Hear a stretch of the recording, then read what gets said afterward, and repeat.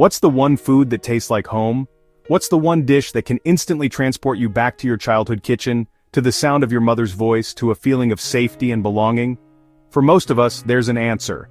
It might be a soup, a specific brand of cookie, or a holiday meal. It's more than just food.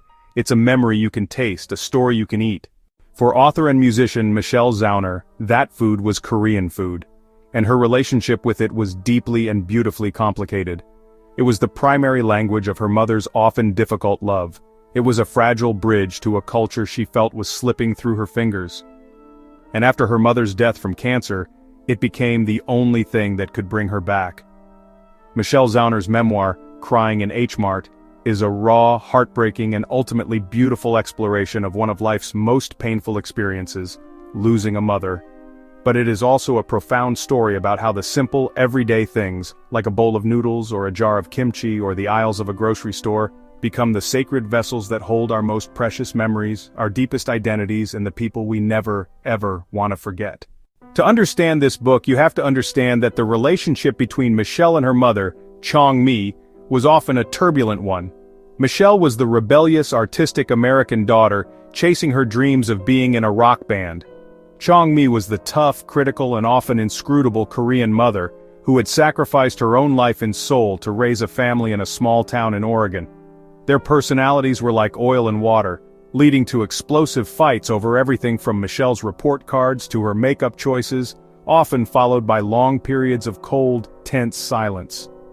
Overt affection was rare. The words, "I love you," were not a common currency in their household. They were a special occasion, a rarity to be treasured. Instead, their deep, fierce, and often unspoken bond was forged and communicated through a different, more elemental language, the language of food. Love was her mother meticulously peeling a pear for her after dinner, handing her the crisp, sweet slices. Love was her mother waking up at the crack of dawn to make her a complex seaweed soup for her birthday, a tradition steeped in Korean culture. Love was a Tupperware container of meticulously prepared side dishes or banchan sent with her on a road trip, a silent offering of care. It was in these small, consistent acts of service, all centered around the intricate and beautiful traditions of Korean cuisine, that their bond was truly expressed. Her mother would show her how to properly wash rice until the water ran clear, how to tell if a melon was ripe just by the sound it made when you thumped it. These were not just chores, they were lessons in care, in quality, in a specific way of being in the world. But food was also a battleground. It was often the source of her mother's harshest criticisms. "You're not eating enough. You're eating too much. You don't appreciate the good food I make for you." For Michelle, pleasing her mother often felt like an impossible, ever-shifting goal. Her mother's approval, much like the food she prepared, was a source of both intense comfort and deep anxiety. This complex relationship, this constant push and pull of love and conflict, care and criticism, was all contained within the meals they shared.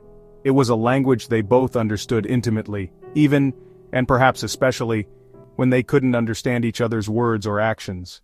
This language of food was more than just their personal code. It was Michelle's primary and sometimes only connection to her Korean heritage. Growing up as one of the only Asian kids in a small, predominantly white town in Oregon, she often felt like a tourist in her own culture. She didn't speak the language fluently. She felt awkward and out of place during family gatherings in Seoul, unable to keep up with the rapid-fire conversations, missing the nuance of the jokes. Her Koreanness felt like a fragile, secret part of her, a side of her identity that only truly came alive in the presence of her mother. And the epicenter of that world, the embassy of her mother's Korea in America, was H Mart, the sprawling, brightly lit, and wonderfully chaotic Korean-American supermarket chain. Trips to H Mart with her mom were not just grocery runs, they were sacred pilgrimages. It was a sanctuary, a place where she could see other people who looked like her, hear her mother's native tongue spoken all around her, and be surrounded by the comforting, familiar sights, sounds, and smells of a culture she desperately wanted to claim as her own. She describes it as a place where you could be unapologetically Korean. Walking through the aisles, her mother was in her element. She would teach Michelle the names of the vegetables, the different cuts of meat for various stews, the right brand of fish sauce to buy, the specific type of noodle for japchae. These were more than cooking lessons, they were lessons in how to be Korean. It was a transfer of cultural knowledge, of heritage. For Michelle, her mother was the gatekeeper to this entire side of her identity. She held the knowledge, the recipes, the stories, the language. And a quiet, terrifying fear began to grow in Michelle's heart, a fear she barely dared to acknowledge. If she ever lost her mother, would she lose that part of herself too? Would her connection to her heritage be severed forever? That unspoken fear becomes a brutal, terrifying reality when her mother is diagnosed with an aggressive form of pancreatic cancer. Michelle, who had been living across the country in Philadelphia, trying to make it with her indie rock band, Japanese Breakfast, drops everything. She moves back home to the Oregon woods to become her mother's primary caregiver. This section of the memoir is a raw, unflinching, and deeply honest look at the physical and emotional toll of caregiving. The dynamic of their difficult relationship completely flips. The once powerful, critical, and invincible mother becomes fragile, weak, and utterly dependent. The once rebellious, distant daughter becomes the responsible, nurturing adult, tasked with the most intimate and heartbreaking duties. In the process of caring for her mother's ailing body, managing her complex medications, her doctor's appointments, her constant pain, her failing appetite, Michelle finds a new, desperate kind of intimacy with her.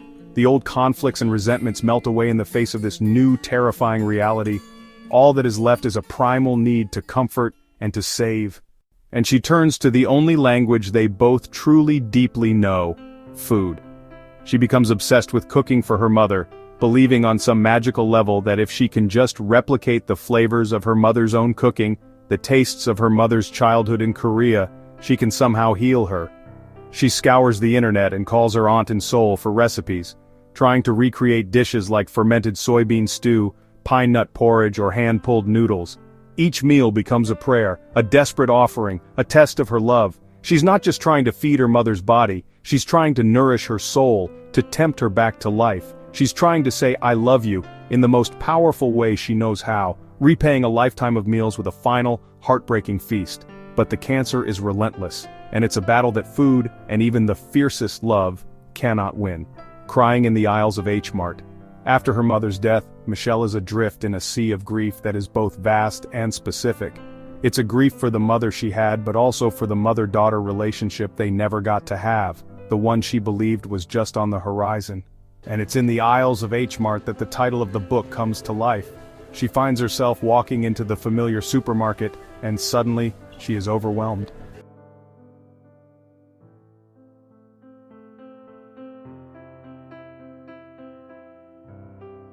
And she breaks down, weeping uncontrollably. But H Mart is not a place of pure sadness. It becomes her sanctuary. It is the only place in the world where she feels close to her mother. It's a living museum of their relationship. Every jar of gochujang, every bag of rice, every brand of seaweed is a specific memory. It's a place where her grief is not just allowed, but implicitly understood. Surrounded by other Korean women, by the language and the food of her mother, she feels she has permission to cry for the one she lost.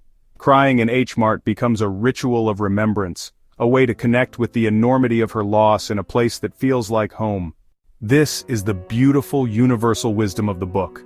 We all have our own H Marts. It might be a garage full of our father's old tools, a jewelry box containing our grandmother's favorite earrings, or a recipe box full of handwritten cards. These are our memory palaces, physical places and objects we can turn to connect with the people we've lost. Michelle's journey to learn how to cook her mother's most treasured recipes like kimchi becomes a way of keeping her mother's spirit alive. It's a difficult, messy process. Her first attempts are failures, but with each attempt, she gets closer. By performing the ritual, by recreating the flavors, she is keeping her heritage and her mother's love alive inside her.